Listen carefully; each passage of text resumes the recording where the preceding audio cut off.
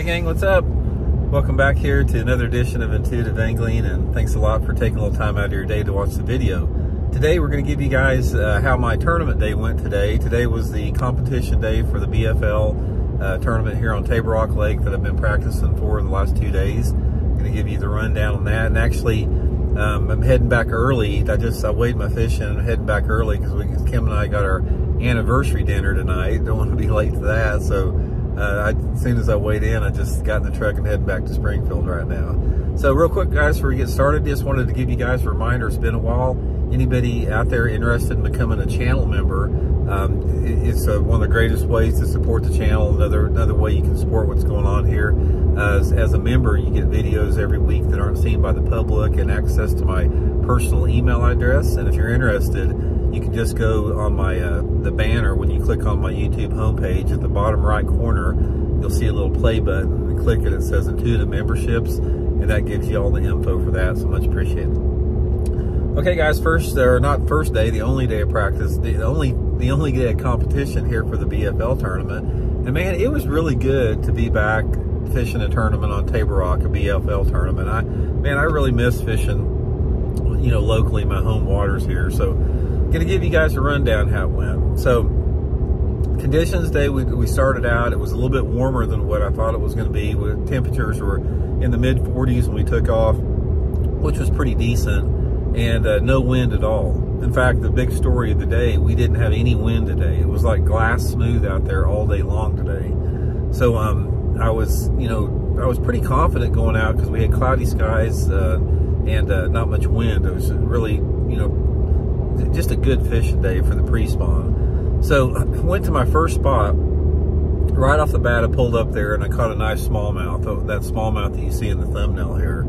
And it was like my third cast I caught it, so it's like, here we go. So got that one in the boat and hopped around, fished a couple more spots. Didn't do any good. So about 45 minutes into my day, and I pull up and I catch that big one that you see in the picture, a 5-pounder.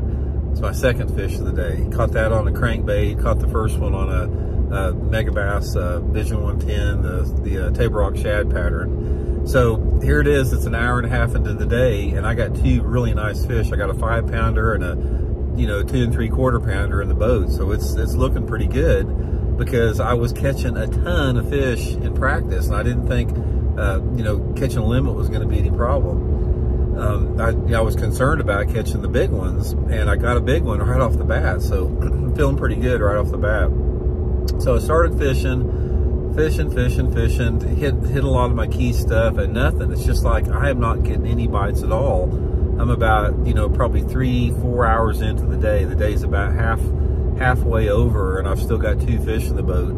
And if I figured it out, it's just, it was the wind. The fish just did not want to bite that jerkbait and the crankbait, with the lack of wind that we had. So anyway, I said, okay, with this, it was starting to get a little bit brighter out too, with no wind. I said, I got to make a move. So I ran farther up the area I was fishing, farther up the river part of the lake to get into the dirtiest water I could find. And I got up there, and right off the bat, I catch my 3rd keeper. And about 20 minutes later, I catch my 4th keeper. So I got, 4 fish in the boat, and I still got probably 3 hours left to fish, 2.5, 3 hours. So I'm feeling pretty good at this point.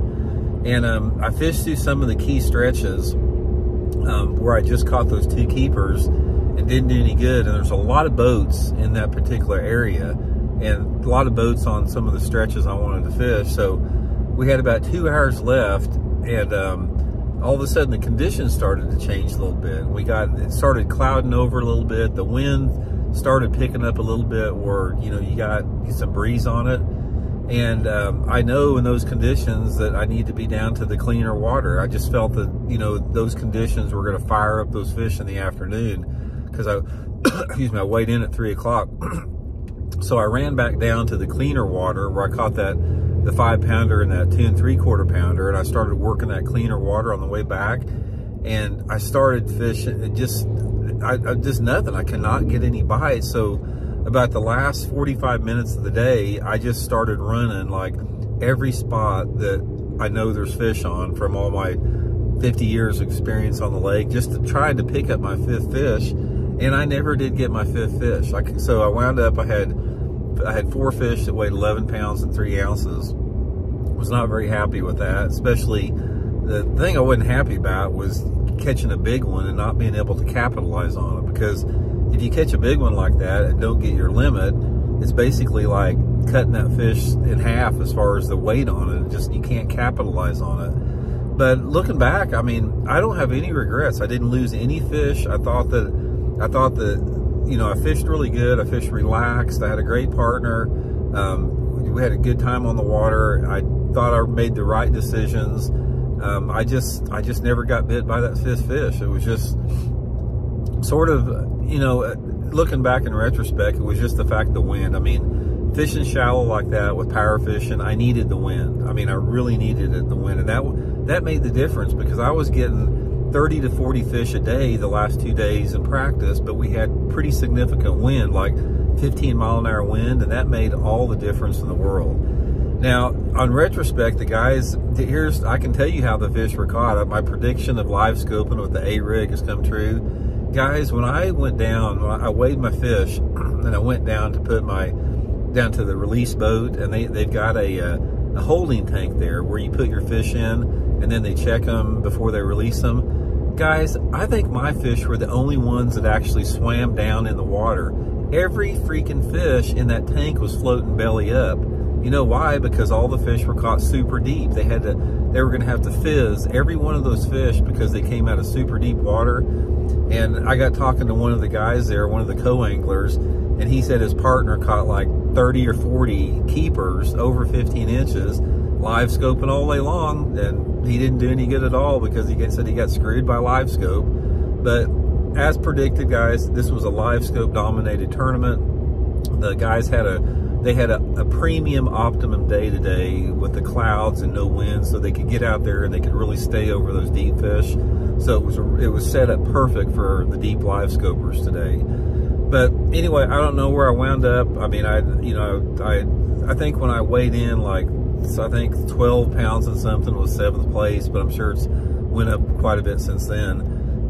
But main thing is just, you know, came out of here with some points. You know, the whole goal is, you know, qualifying for the regional to have a shot to get in that All-American. So, you know, I wasn't happy with my day, but at least, you know, I didn't, you know, at least I survived it. You know, I didn't get killed or anything. At least, you know, I had you know, enough ways to get some good points probably in the tournament. But anyway, guys, much appreciated you following along all week long. Thanks a lot there. Like I said, I'll keep you guys informed on all the BFLs this year.